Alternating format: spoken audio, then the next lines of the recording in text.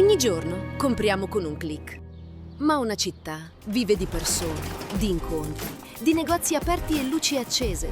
A Spinea ci sono più di 200 attività che ogni giorno danno vita alle strade, ai quartieri, alla comunità. Per questo nasce Compra Spinea. Se vive il commercio, vive la città.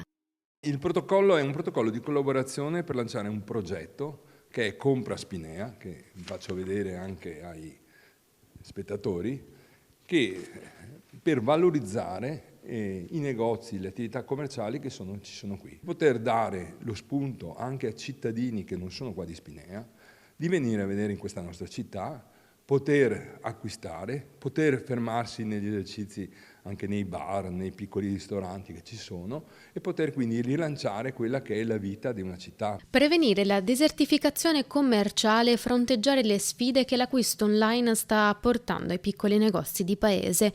Nasce con questo intento il progetto tra il Comune di Spinea e Media Nord-Est per valorizzare il territorio e il commercio di prossimità. Noi crediamo molto nel negozio di vicinato, nella qualità che porta, nella possibilità che dà alla città di essere viva e quindi è stato importante per noi investire in questo progetto per dare un'opportunità in più per i nostri commercianti. È un negozio vicinato, la presenza di tanti negozi è la vita, la linfa che fa vivere la città. Una novità che potrebbe veramente dare un po' di aria ai nostri negozi, una modalità che non avevamo mai avuto modo di sperimentare, per cui penso che